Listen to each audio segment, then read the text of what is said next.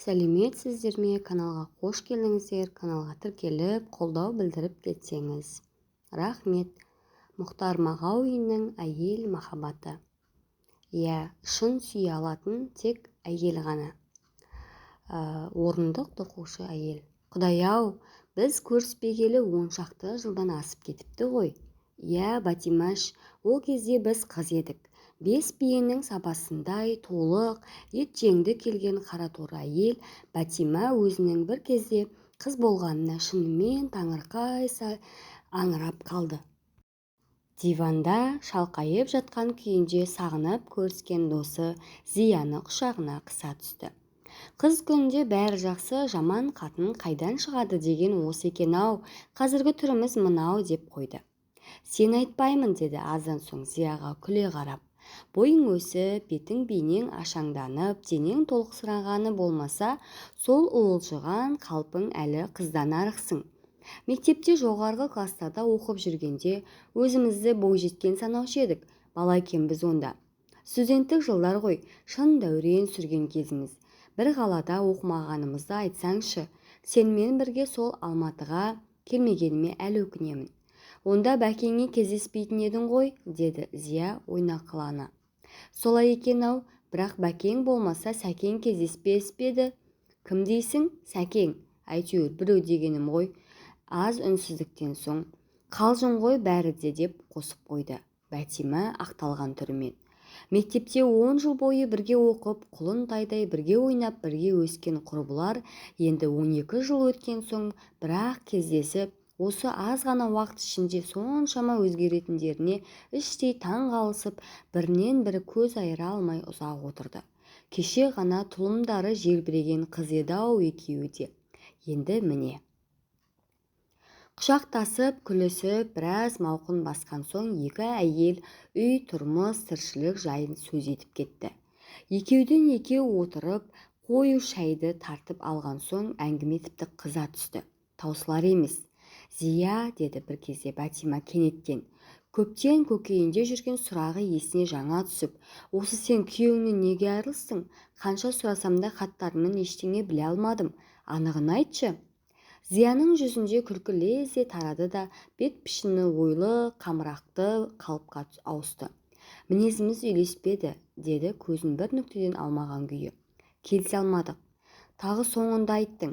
Түсінбедім сені. Естуімше, ол соншама атақты адам болса да, жібекте естілген биязы, үлкенді аға, кішіні іні деп тұратын мейірбан жан көрінеді. Білетіндердің бәрі солай дейді. Ал сен тіпті бала кезіңнен өзіңде аса ұстамды едің. Тұрмыстарыңда жаман болған жоқ. Сонда неменеге келісе алмадыңдар? Келіспедік, деді Зия Батима айтқан сөздерді естімегендей қимылсыз күйінде. Той қарсаңындағы хаттарың менде әлі сақтаулы. Не деп жазып едің сонда? Өмірлік серігім болатын адамға кездестім, бақытымды таптым деп. Батима, деді Зия жалынғандай дауыспен. Мені тағы азаптағың келіп отырма? Сенен неше рет сұрадым, осыны сөз қылмай-ақ қояйық деп. Сағынып кездескен құрбысынан мұндай ренішті сөз күтпеген Батима тосылып қалды. Өзгергеніміз ғой, деді аздан соң жәбірленген кейіппен. Сыр жасырушы ма едің бұрын? Бірақ менің анық білетінім, сен оны әлі ұмытқан жоқсың, ұмыта алмайсың. Кімді? Зия селт етіп Батиманың аузына қарады. Кімді болушы еді? Арыстанды да. Сол кісіні жамандаған бір адам көргем жоқ. Өзі де Құдай берген жігіт қой, жұлдызы жанып ақ тұр. Бұл бастағаны ғана. Әлі жас 30-дың ішіне жаңа енді. Доктор, профессор, не керек? Зия, бақытыңды басқа тептің. Бақытымды? Зия ауыр күрсініп алды. Бақытымды басқа тептім ғой, шынында да. Құдай маңдайыңа жазған қосағың емес пе еді, Арыстан? Ту, Батимашай, тағы да арыстаныңда келдің бе? Зия денесін суық қарығандай құшақтасқан қолын жазып, Батимадан алшаңтаңқырап отырды. Сенің маңдайыңа жазылған арыстан еді дедің бе? Айтайын енді, алтыңда, кім екен? Мен өмірімде ондай адамды көрген емеспін. Ол ешкімге де ұқсамайтын, толқынды, қалың қара шашын шалқасынан қайырып қоятын, желкесіне дейін жететін, арты көтеріліп, күдіреңкейіп тұратын, онысы өзіне ерекше өң беретін. Ол сұлу емес еді, бірақ сымбатты. аяғын салмақпен басып жайымен ойланып жүріп келе жатқанда жұрттың бәрінен еңселі көрінетін. Оның көзі, сен сондай көзді көргенің бар ма? Тыныш жатқан терең қара сулар болады ғой, соған ұқсас еді. Тіпті теңеу таба алмаймын. Күлмейтін, үнемі бір қалыпта, тұңғиық, селт етпеген күйінде тұратын еді. Мен кейде Короленконың соқыр музыкантының көзіне ұқсататынмын. Біздің қыздардың бірі оның көзі өлген адамның көзіндей деп еді. Рас, кейде жанарынан жылт еткен от көрініп қалатын. Онысы ерекше көңілденген кезінде болушы еді. Әйткенмен бұрынғы қалпына тез түсетін. Оның көзі неге сондай болды екен деп жиі ойлаймын. Әлде бақытсыздығынан ба, әлде ой үстінде жүргендіктен бе? Ол консерваторияда оқитын. Институтымыздағы көркемөнерпаз үйірмесін басқарушы төсек тартып жатып қалыпты да уақытша соның орнына келіпті. Аты Төлеген екен. Жібегін іздеп жүрген көрінеді деп күлісті алғашқыда қыздар. Ол композитор еді. Жүрек толқытар сырлы әндері ауыздан ауызға көшіп жаңа тарай бастаған кезі. Атағы шықпаған, бірақ әнін естіген, өзін білетін адамдар тегіс оның болашағынан үлкен үміт күтетін.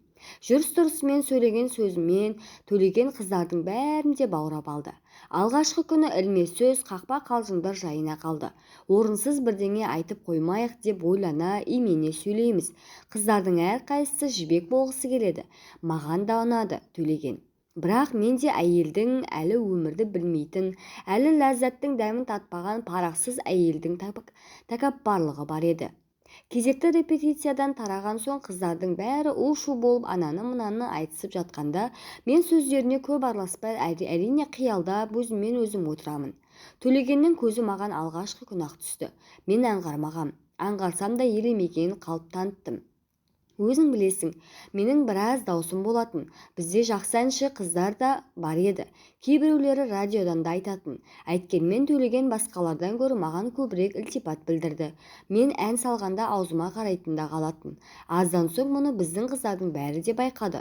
Сондықтан да мен Төлеген масаттанбасын деп оның әндерін оншама ұнатпайтын сияқтандым. Ал басқа қыздар үйде ауыздарын тастамайды.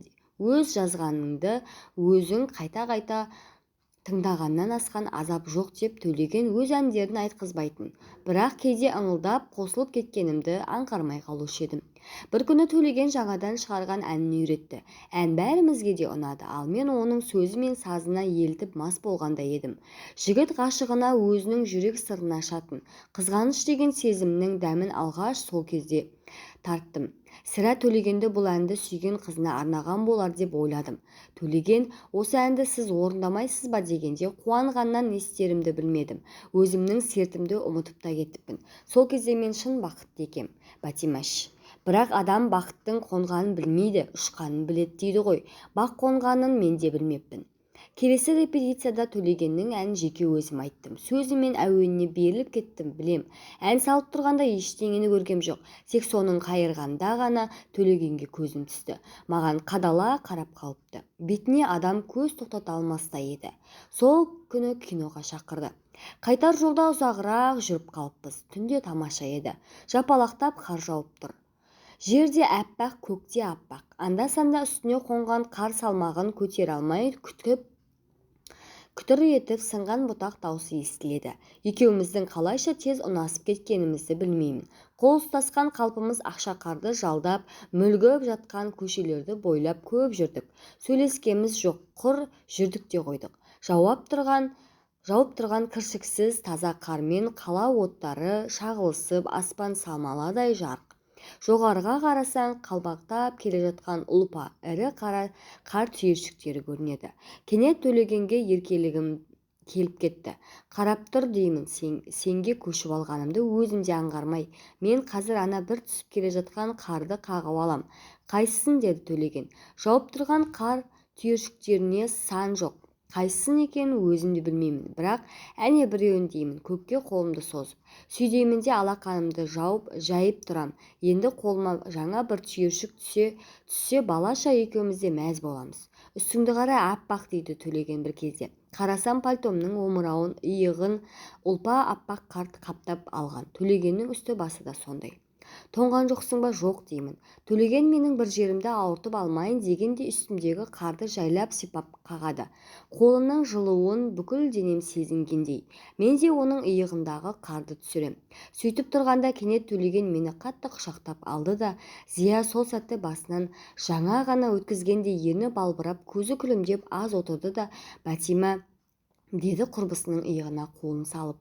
Алғаш сүйіскенің есіңде ме, ең алғашқысы? Кіммен? Бекеңмен бе? Жалпы дегенім ғой, Бекеңмен болса да. Қанша жыл өтті ғой содан бері, қайсы бір қызықтар есте қалды дейсің? Немене, Бекеңе дейін болып бет біреуің?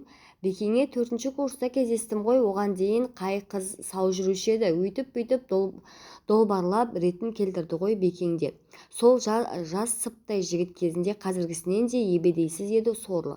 Өзін онша ұната да қойғам жоқ, әйтеуір біреумен бас қосу керек болған соң. Қазіргі кезде махаббат дегеннің өзі Қозы мен Баянның заманы өтіп кетті ғой, бірақ Бекеңді кейін қалай жақсы көріп кеткеніме таң қалам. Енді сол малтабарымды ешкімге айырбастамас едім. Балаларың да кімде бала жоқ дейсің, оларды қойшы.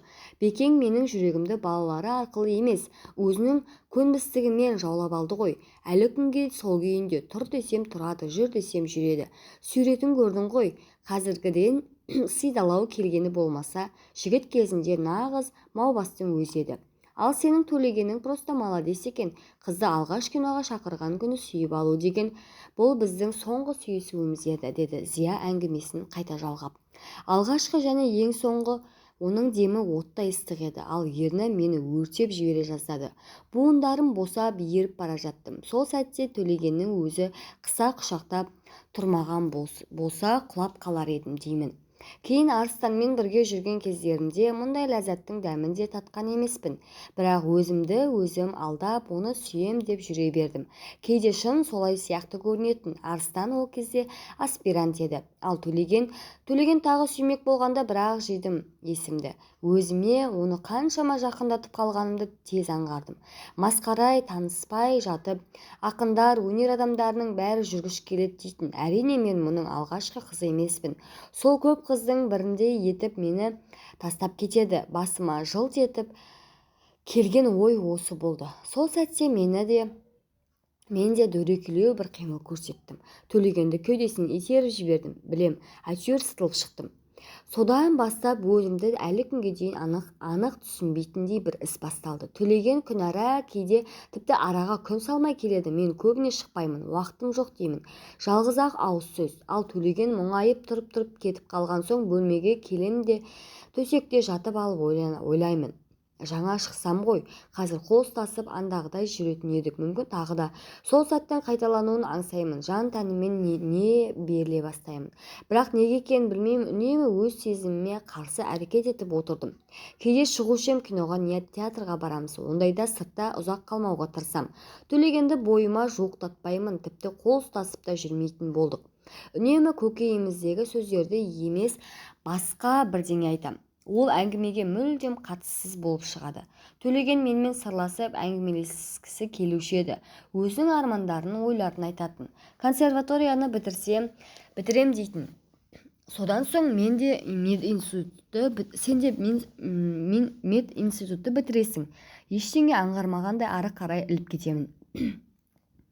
Содан соң мен өзіміздің ауылға қайтам. Ал сіздер атақ-даңқ алу үшін Алматыда қала бересіздер. Атақтың да даңқтың да керегі жоқ дейтін. Ол менің бұл жолы да әңгімені басқа жаққа бұрып жібергенімді байқаған соң мұңайып. Шын мәнісінде құнды шығармалар жазсам болғаны, ал мен көп жазам және тек жақсы туындылар ғана.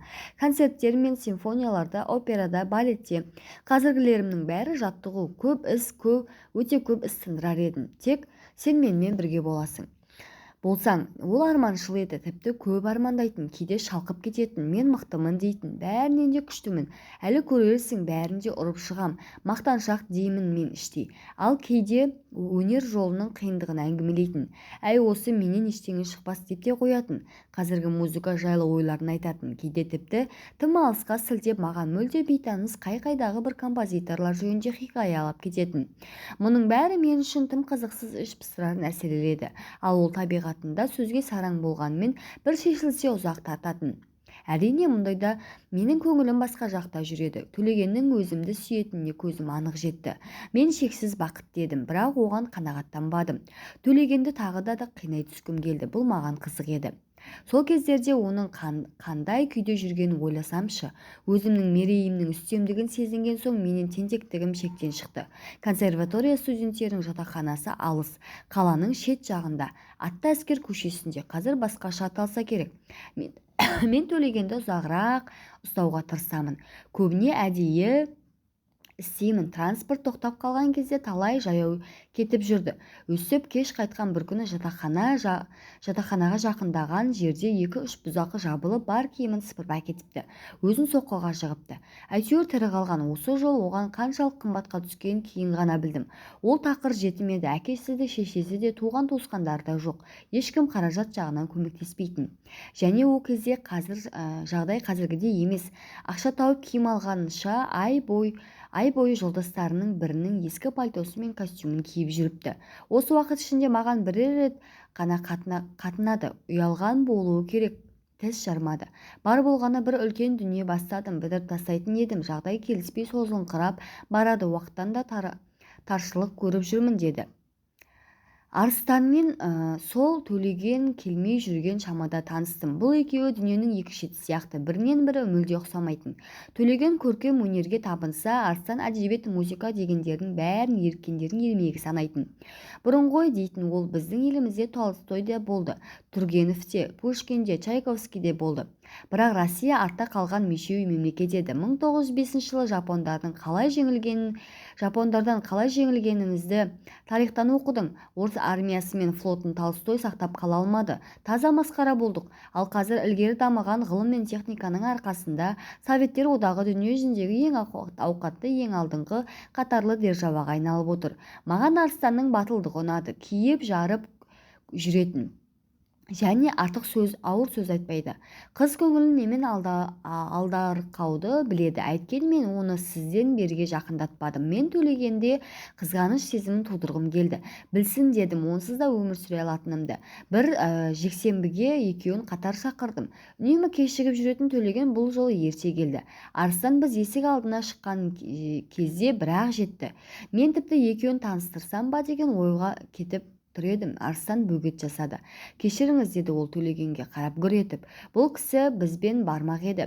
Сөйдеді де мені қолтықтап алып жүре берді. Төлегенге ызам келді. Неге ол да өстіп алып кетпейді? Бұл ойынымның ісі насырға шаптырғанын кейін білдім. Бір ай бойы Төлеген көрінбей кетті.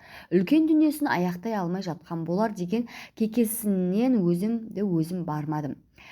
Ақыры бір күні одан хат келді. Зия диваннан тұрды да жатын бөлмесіне барып бір көк конверт әкеп құрбысының қолына берді. Бәтима аузы ашық конверттің ішінен ескіріп сарғайыңқыраған 4 бүктеулі қағазды алып жазды. Арасында бірнеше жерден сынған фото бар екен. Сол ма? Бұл Зияның өз суреті болып шықты. Сол жылдарғысы қалың қызғалдақ ортасында тұр. Шашына да омырауына да гүл қыстырған, қолында да гүл. Сәл еңкейгеннен езуінде күлкі ойнайды. Өзі де гүл рәуішті. Бәтима суретке қарап қалған еді. Бұл өмір жолы қызыл гүлге толы сияқты көрінетін кездегі суретім ғой деді Зия естілер-естілмес. Қойсаңшы, қайғы түбіне бата берме, бетіңе әжім түсіп отырған жоқ, жассың, сұлусың, тек денсау болсын, әлі қасқа мен жайсаңның талайына кездесесің. Білмеймін деді қабақтарының арасы қысылыңқырап ойланып қалған Зия. Осы күйімде де кетем демеймін, бірақ ол күндер оралу қайда. Енді мен үшін ең тәтті минуттар, өткенде қиялдаған сәттерім ғана болмақ. Жарайды, оқи ғой, ішіңнен оқы, мен сенімен ілесіп отырам. Бұл хаттың әрбір үтіріне дейін жатқа білем. Зия, саламатпысың? Осы сөзден кейін нүкте қойдым. Өйткені енді қайтып сенің даусыңды естімейтінімді жақсы білем. Мен кетіп барам. Қатты соқтың ғой, не айтайын саған? Адам өз қолын өзі кесе ала ма? Саған ауыр сөз айтарлық дәрмен жоқ менде. Абайдың бәріміз де білетін бір өлеңінде қаншама тереңдік, қаншама сыр барын осы қазір ғана жүрегіммен сезінгендеймін.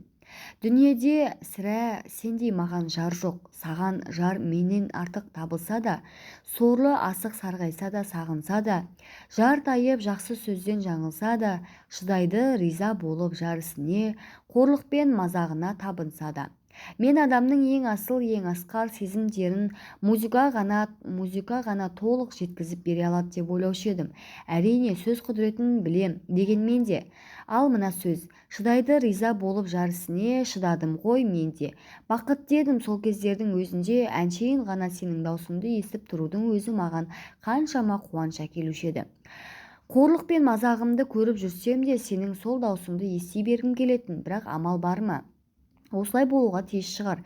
Мен бұдан ары Алматыда қала алмадым. Осы соңғы айлардың ішінде сүйеніш іздедім, таппадым. Маңдайымнан сипайтын жан жоқ. Қайғы-қуанышымды бірге бөлісе ме деп едім сені. Ал сен мені қиыншылық көріп жүргенде жебеудің орнына жерледің. Өтіп кетті ғой соңғы ісің. Дәл бұлай аяқтаймыз деп еш уақытта да ойлаған жоқ едім. Сені алғаш көргенде-ақ арманым, аңсағаным өзің ғой деп ем. Сол ән саған арналған еді. Өз әнімді сенің аузыңнан естігенде төбем көкке жеткендей болып ем. Мен емес, сенің өзің шығарып маған арнап айтып тұрғандай көріндің. Содан соң бір сәт бақыт құшқандай болдым. Бірақ кеудемнен итеріп тастадың ғой, қолыңның дағы әлі тұр. Алайда саған өкпелеуге қақым бар ма? Кешір. Қазір ойлап отырсам, сол кезде үлкен бейбақ тастың жасаған екем. Кешір мені. Мені ұнатпаған шығарсың, әйткенмен де сен тым қатаңды жасадың. Мінезің қатты екен, неткен қызсың. Мен сені жарым дер едім, жаным дер едім, ал сен тасбауыр екенсің. Ән де менің жүрегімді жарып шыққан ән де жібітпеді-ау. Бірақ сезімнің шынымен-ақ соншама алдамшы болғаны ма? Сен қаншама теріс мінез көрсетіп жүрсең де, ішкі бір дауыс маған үнемі сыбырлап тұрушы еді. Сен оған ұнайсың, ол сені сүйеді деп. Мен көңіліме қатты сендім. Сенің көзіңнен, кейбір қимылдарыңнан маған деген жылы сезімнің ұшқынын аңғарып қалушы едім. Әлде солай болып қалып көрінді ме? Солай болғаны ғой, әйтпесе бүйтер ме едің? Қатты соқтың, қорладың ғой, қайтейін, бірақ алдамшы сезім құрғыр көзі көріп тұрғанға әлі сенбейді. Зия сені сүйеді деп сыбырлайды. Дәл бүгін онысына сене алар емеспін. Осы уақытқа дейін сеніп ем. Алдандым ғой, жат біреудің құшағында кете бердің-ау. Қош, сау бол, сенің шексіз бақытты болуыңды тілеймін, одан басқа не келеді менің қолымнан. Қош, сау бол жаным, ақ тілегіммен тілеймін, тағы да бақытың тасысын. Артық ауыз кеткендерім болса кешірерсің, бәріміз де пендеміз ғой, әлсіздік жасаған шығармыз, деп Төлеген хат жазды. Бәтима хатты оқып болған соң Зия әңгімесін жалғастырды. Менің басыма алғаш оралған ой қайда кетеді, неге болды? Бір сұмдықтың келгенін білдім. Басым зеңгіп айналып қоя берді. Трамвай аялдамасына жүгірдім. Әлі тұрмын. Трамвай жоқ. Енді такси ұстамақ болдым. Қырсыққанда қымыран ірейді деген ғой. Таксиді табылмады. Өтіп жатыр. Бәрінде де кісі бар. Ақыры біреу тоқтады-ау. Жол бойы шоферді асықтырумен болдым. Бұл да бір жайбасар екен. Ештеңемен ісі жоқ, қалыпты жүрісімен тарта берді. Бұдан жылдам жүруге тыйым салынған дейді. Авария жасауымыз мүмкін. Консерваторияның жатақханасы қай жерде екенін шамалағанмен Төлегеннің қай бөлмеде тұратынын білмейді екен. Енді кіріп шығып жатқандардың сұрауға тура келеді. Төлеген деген жігітті білмейсіз бе деп сұрадым. Қорапқа салынған флейтасын құшақтап тық-тық басып келе жатқан әдемі қыздан. Қай бөлмеде екен? Төлеген, ол қазір мұнда тұрмайды ғой. Енді қайда? Осы жақында, онда не пәтерде болу керек, анығын білмеймін. 7-ші бөлмеге барыңыз, бірге оқитын балалары сонда жатады. Бір қоңқақ мұрын қара жігіт шықты. Төлеген кіміңіз еді, дейді ол менің сұрағыма жауап берудің орнына. Жай танысым еді. Өте өкінішті, дейді ол қолының сыртымен аузын көлегейлеп есінеп. Кешіктіңіз, Төлеген кеше кетіп қалды. Төбемнен жай түскендей болды. Қоңқақ мұрын жігіттің бұдан соңғы айтқан сөзі естігем жоқ. Үйге қалай келген білмеймін. Ертеңіне қайта бардым. Қайда кетті екен, адресін біліп хат жазбақпын. Жеткенше не айтақанымды да ойлап алдым. Төлеген дермін деймін. Өзіңнен басқа ешкімім де жоқ. Сенсің менің қалғаным. Еркелей назлана жазғым келеді. Төлеш, неткен төзімсіз жігітсің. Менің шалдуар қалжыңымды көтере алмағансың ба? Қызғаншақ екенсің ғой. Кім ол сенің қасында? Дүниедегі барлық жігітке сені айырбастаймын ба? Қайғыны ұмытып бір-ақ сәтке бақытқа кенелдім. Есік қаққанда кешегі қоңқақ мұрын қара жігіт тағы ашты. Дейді ол, алды-артыңызға қарамай тұра жөнеліп едіңіз, қайтып келдіңіз бе? Төлеген қашан кетті деп сұраймын. Алдыңғы күні, дейді ол жаймен. Осы кезде менде күмән туа келді. Әрине Төлеген кеткен жоқ, оқуын тастап қайда барушы еді? Арманы емес пе еді композитор болу? Әзілдеп жазған ғой. Қазір осы бөлмеде отыру да мүмкін, мені сынайын деген шығар. Кеше кетті деп едіңіз ғой. Қоңқақ мұрын жігіт сәл аңырап қалды да, деді тағы кеңсіреген мырс етіп. Мен ол сөзді айтқаннан бері бір күн өтті емес пе? Арқамды ызғар қарып бара жатты. Есімнен адасатын шығармын деп ойладым. Кетті деп тұр емес пе? Демек кеткен. Әйткенмен де әлде үміт бар еді. Кетсе қайда кеткен деп сұраймын. Бейхабармын, деді қоңқақ мұрын жігіт міз бақпаған күйінде. Өзі де білмеді-ау деймін. Қайда бет алғанын. Новосибирск жақтағы бір қазақ ауылында ағайындарым тұрады деген естігенім бар. Жалпы тұйық жігіт еді, ешкіммен сырласпайтын. Өте жақсы жігіт еді, деді менің бас-аяғымды көзімен шолып өтіп. Бірақ қиқарлау болатын, өз айтқаннан басқаға көнбейтін. Соңғы кездерде шырт етпей ашуланғыш болып кетті. Дегенмен сөзге келісіп стипендиядан да алынып қалды. Қыс бойы қалай күн көргенін білмеймін. Сірә жексенбі күндері әр жерге барып қол жұмыс істеп ақша тауып жүрсе керек. Қабілетсіз жігіт емес еді, дейді сәлден соң маған қадала қараған қалпы. Тек жазғандары былай нелеу келеді. Ақыл-кеңес ретінде достық сынын айтып көрдік. Адам бір алжасса қайрылау қиын екен. Көкке шапшып жүре түсті. Тыңдамады. Ақыры соңының түбіне жетті. Сонша сұрайтындаңыз кіміңіз еді, дейді. Жерлесіңіз бе? Жоқ, деймін жігітім. Жігітіңіз бола тұра жайынан ештеңе білмегеніңіз қызық екен. Аздан соң бүгінгі кеш әдемі екен, дейді. Кино көргіңіз келмей ме? Рахмет айтып кетіп отырудан басқа ештеңе қалған жоқ. Мен сөйтіп жоғалттым Төлегенді. Жоғалған нәрсе табылуы да ықтимал ғой. Табам ба деп үмітте болдым. Алматыға әйтеуір бір келер, сонда маған қалайша соқпай кетеді. Көшеде үнемі жан-жағыма қаранып жүремін. Мүмкін кездесіп қалармыз. Кездеспеді. Бірде кітапханаға бара жатқанда автобус аялдамасындағы жұрт ішінен теріс қарап тұрған біреу жылушырап қоя берді. Төлеген деп ойладым. Дауыстап жібере жаздадым. Жүрегім löp-löp соғып қан басыма шапшыды. Жақындап келіп қарасам, баяғы қоңқақ мұрын жігіт екен. Өстіп 1 жыл өтті, 2 жыл өтті, азаппен 3-ші жыл тағы өтті. Осы 3 жыл бойы Арыстан менің соңымнан қалмады. Әйткенмен де оған жылы шырай берген емеспін. Енді маған келмеңіз, мен басқаныкімін деп талай айттым. Міз бақпайды. Көбіне сөзді басқа жаққа аударып жібереді, немесе бәрін қалжыңға айналдырады.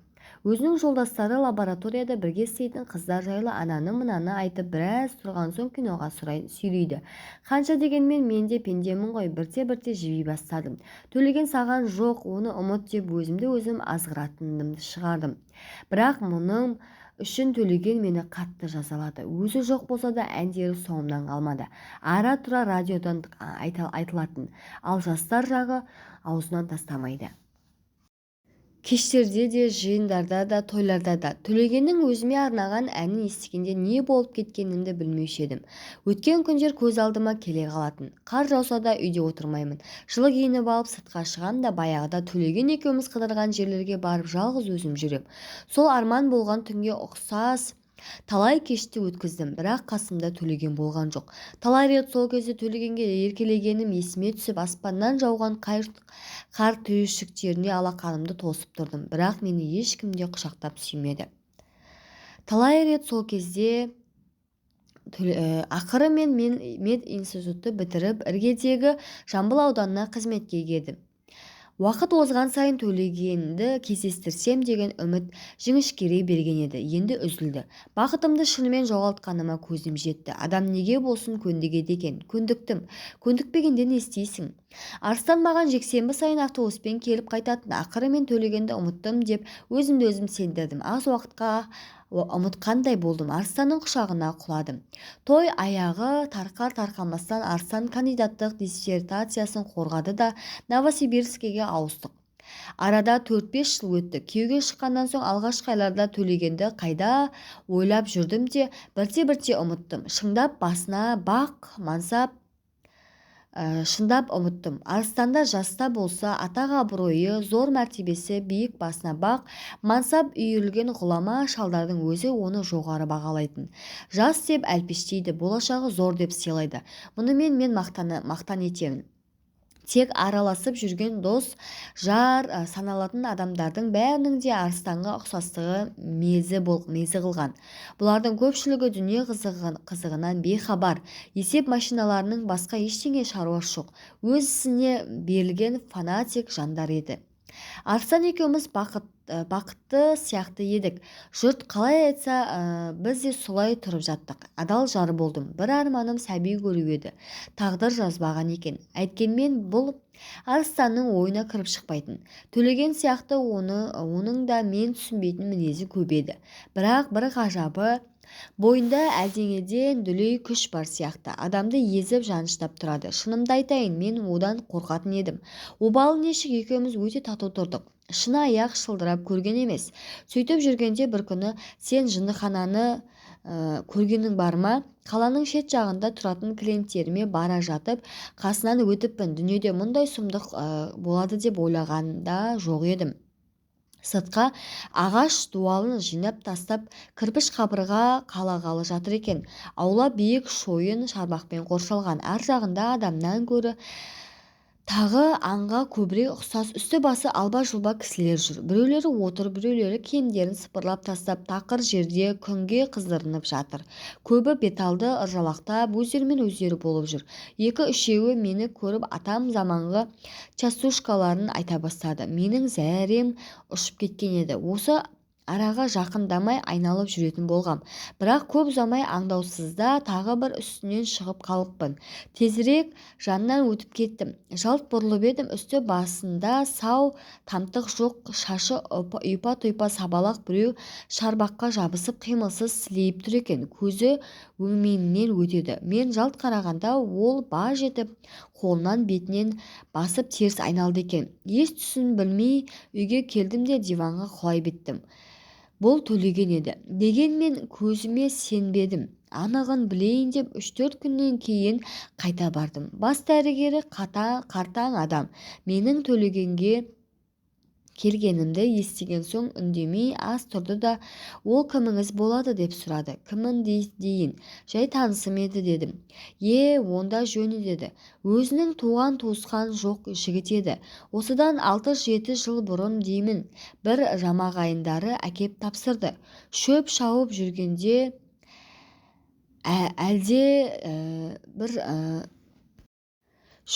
жүргенде далада ұйықтап қалған екен дейді. Содан ай туғанда бір уақ ояныпты. Алғашқыда айқайлап өлең айтып тыныштық таппаған екен. Кейінірек мүлде тіл қатпайтын болыпты. Осында өткізген жылдарының ішінде бірде-бір рет тентекті көрсеткен емес, үндемейтін деді. Тек кейде қолын ербеңдетіп, сірә батыс классиктерінің шығармалары болу керек. Әлденеде бейтаныс әуендерді ысқырып кететін, және бір бастаса Құдай сақтасын жуық арада қоймайтын.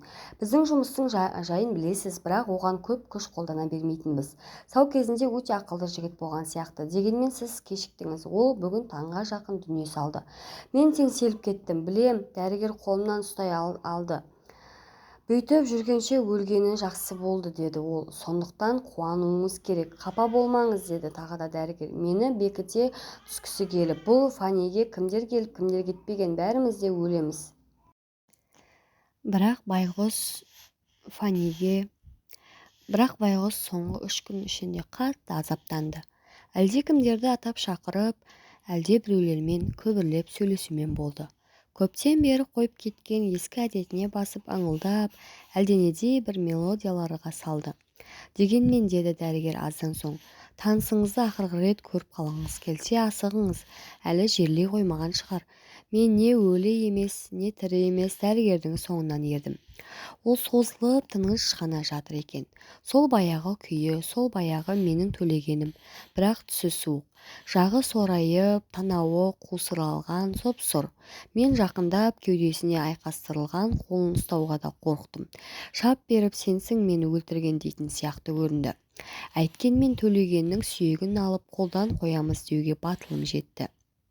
Үйге келген соң Арыстан екеуміздің арамызда үлкен жанжал шықты.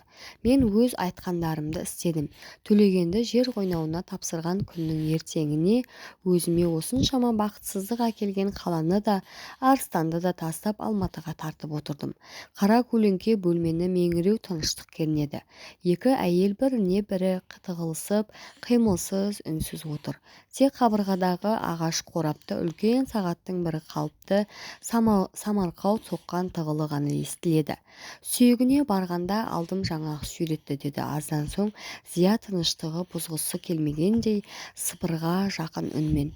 Төс қалтасынан шығыпты. Сірә кезінде біздің қыздардың бірінен қалып кетсе керек. Өзім жат біреудің құшағында жатқан кездерімнің бәрінде де суретім Төлегеннің төсінде тыныстапты. Мен арам денемді сатып, алдамшы сезімге елтіп жүргенімде оның өз жансыз суреттен басқа сүйеніші ештеңесі болмаған. Ал менде қазір көңіл жұбатуға оның суреті де жоқ. Тек бір жапырақ қағазға жазған хаты мен әні. Әні, деді Бәтима сұрауға да қорыққандай тұтыңқырап. Ол қандай ән? Зия сағат тықылына құлағын тігіп сәл отырды да Бәтимаға студент кезінен бері жақсы таныс бір әнді нәзік дауыспен жайлап бастап қайырмасына келгенде ары қарай соза алмай өксіп жылап жіберді. Міне осымен Мұхтар Мағауиннің әйел махаббаты шығармасы аяқталды. Пікір жазып, каналға тіркеліп, лайк басып, қолдап кетсеңіздер. Сау болыңыздар.